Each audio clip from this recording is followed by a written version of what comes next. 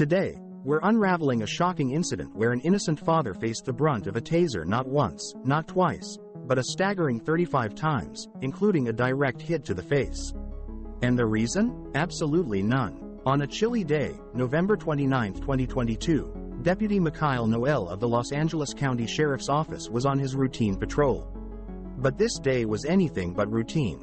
He spotted a car trailing him, a tad too close for his liking. Without a second thought, Deputy Noel flagged down the driver. From the get-go, tension was in the air. Deputy Noel's tone was far from friendly, almost confrontational. But the driver? He was the picture of calm, answering with respect and patience. Windows frozen. Okay, what's up? Deputy Noel with the Sheriff's Office. Let me get your driver's license ready. Hold that dog. Allie, get back. Windows frozen. What's the issue? He asked. Deputy Noel shot back, demanding his driver's license and accusing him of tailgating. Follow a marked patrol car close like that. What if I had to stop? I know there is ice there. That's why I was cruising, so I don't slip. Can't you see the icy roads? What if I had to stop suddenly? He barked. The driver tried to reason, explaining he was aware of the icy conditions and was driving cautiously. But Deputy Noel wasn't having any of it. He demanded the driver's documents. Complying, the driver handed over his license and began searching for his other papers. But here's where things take a twist. Another vehicle, a pickup truck, pulled up behind Deputy Noel's patrol car. The man behind the wheel? Kenneth Espinoza, the father of the driver Deputy Noel had just pulled over. They were en route to a repair shop, with Kenneth leading the way in his truck and his son following in another. You need to go. No, I don't. I'm waiting on my son. He's my ride back to Wilson. Leave. Leave. Seeing his son flagged down, Kenneth decided to wait. As the music intensified, Deputy Noel, after checking the driver's credentials, returned with more bad news.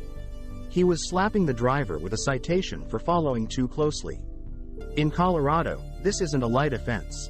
It's a Class A traffic infraction that can burn a hole in your pocket, ranging from $15 to a whopping $100, not to mention the added court costs and surcharges. And if that wasn't enough, 4 penalty points are what we're dealing with here.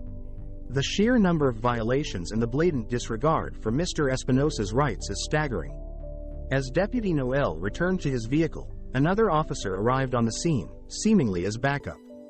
But instead of calming the situation, the new officer, Lieutenant Henry Trujillo, was seen in a heated exchange with Mr. Espinosa. Car! Get out the car! What are you gonna do? You gonna SD4, give me that radio. Get out the car! The situation escalated rapidly. Despite Mr. Espinosa's attempts to explain that he was merely waiting for his son, both officers ordered him to leave. Leave. SD4. Stay! But as Mr. Espinosa tried to comply, Deputy Noel inexplicably grabbed the door handle of the truck, shouting at him to stop. SD4. Stay! Hey, stop! In a heart-stopping moment, Noel drew his service pistol, aiming it directly at Mr. Espinosa. Officers have the discretion to draw their weapons when they feel threatened, but this situation was far from threatening. Mr. Espinosa was unarmed, compliant, and clearly confused by the aggressive actions of the officers. Lieutenant Trujillo then escalated the situation further by drawing his taser. As Mr. Espinosa questioned the officer's actions, Trujillo aggressively pulled on his arm, making it difficult for him to exit the vehicle. Get out of the car! Hey, Now! Get out of the car! Hey, Nate, do you see the Car! Do you see this? Get out of the car! Do you see this? Are you recording? Yes. Yeah, we're recording it. Despite showing no resistance, Deputy Noel tased Mr. Espinosa multiple times. The harrowing scene continued as Mr. Espinosa was manhandled, tased in the face, and then violently thrown into a patrol vehicle. The officer's actions didn't stop there. As Deputy Noel searched Mr. Espinosa's truck, Lieutenant Trujillo continued to interrogate him. When Mr. Espinosa asserted his right to remain silent, Trujillo's frustration boiled over. He yanked Mr. Espinosa out of the patrol car and, with the help of other officers, dragged him across the icy ground. Throughout the ordeal, Mr. Espinosa remained calm, repeatedly stating that he had taser prongs lodged in his lip. So let's go. Let's go. in there. The nightmare didn't end there for Mr. Espinoza. He was taken to the police station and charged with resisting arrest and assaulting a police officer. However, in a twist of justice, several months later, the district attorney announced that no charges would be filed against Mr. Espinoza, effectively dismissing the case. Following this, Mr. Espinoza's attorney, Kevin Mayer, announced intentions to file a civil lawsuit, highlighting the numerous instances of police misconduct. The incident serves as a stark reminder of the challenges and potential dangers citizens can face during routine police encounters. It underscores the importance of knowing one's rights and the need for accountability and reform within law enforcement agencies. The aftermath of the incident was as baffling as the event itself.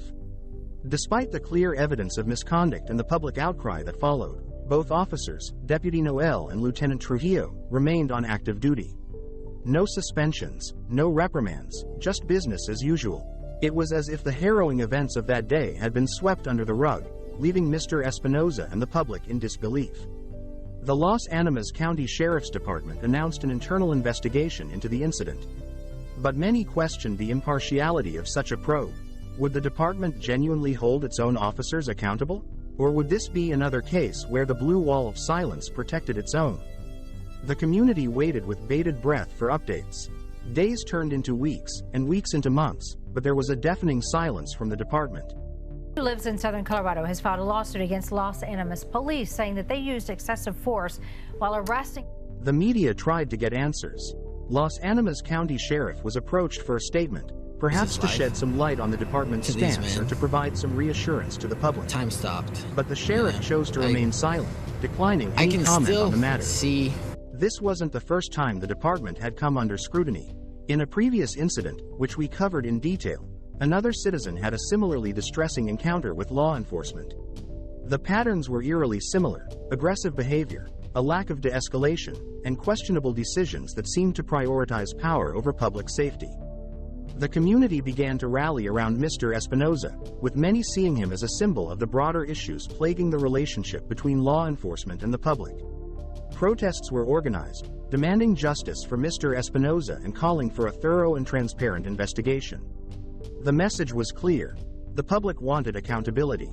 As the story gained traction, legal experts weighed in on the potential outcomes. The consensus was that the office's actions were not only unprofessional but potentially criminal. The video footage, which had now gone viral, was damning.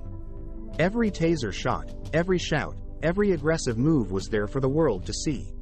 And the world was watching. While the legal battle was just beginning for Mr. Espinoza, the court of public opinion had already reached its verdict. The actions of the officers were indefensible, and the silence from the department was telling. The community, and indeed the nation, awaited the results of the internal investigation, hoping that this time, justice would prevail. The community's demand for transparency grew louder with each passing day. The video of Mr. Espinoza's encounter had not only gone viral nationally but had also caught the attention of international media. News outlets from around the world were now covering the story, putting the Los Animas County Sheriff's Department under an intense global spotlight. Snake bites all over this side of his body. He's got one on his leg that you can see. As the pressure mounted, the department finally broke its silence. Tuesday, announcing a federal lawsuit against the Los Animas County Sheriff's Department. What do they have, 7 officers and 2 of them are acting like felons? In a press conference, the sheriff announced the conclusion of the internal investigation. The findings were mixed. While the report acknowledged certain procedural errors during the encounter, it stopped short of labeling the office's actions as misconduct. This lukewarm response did little to quell the public's outrage. However, in a surprising turn of events, the state's attorney general announced an independent investigation into the incident. The AG's office promised a thorough and unbiased review, ensuring that all evidence would be considered and justice would be served. The weeks that followed were a whirlwind of legal proceedings. Mr. Espinoza's attorney, Kevin Mayer, presented a compelling case, backed by the undeniable evidence from the video footage. Expert witnesses were called in, testifying about the excessive use of force and the psychological trauma Mr. Espinoza had endured. The trial became a landmark case, setting legal precedents and sparking a nationwide debate on police reform. The courtroom was packed every day, with supporters of Mr. Espinoza and advocates for police reform hanging on to every word. As the trial neared its conclusion, the prosecution presented its closing arguments. They painted a vivid picture of that fateful day, reminding the jury of the unwarranted aggression and the blatant disregard for Mr. Espinosa's rights. The defense, on the other hand, argued that the officers were acting based on their training and were responding to a perceived threat. The jury deliberated for 3 days. The verdict, when it came, was unanimous. Both Deputy Noel and Lieutenant Trujillo were found guilty of misconduct and excessive use of force. The courtroom erupted in applause, and Mr. Espinosa, tears streaming down his face, hugged his attorney. The aftermath of the trial saw a significant shift in the Los Animas County Sheriff's Department. Mandatory retraining programs were introduced, focusing on de-escalation techniques and community engagement. The department also launched community outreach programs, aiming to rebuild trust with the residents of Los Animas County. Mr. Espinosa became an advocate for police reform, using his experience to push for change not just in Los Animas County but across the nation. His story served as a stark reminder of the urgent need for reform and the importance of holding those in power accountable. In the end, while the events of that day were undoubtedly tragic, they sparked a movement. A movement that sought to ensure that no one else would have to endure what Mr. Espinosa did. A movement that aimed to build a future where law enforcement and the community could coexist in mutual respect and understanding.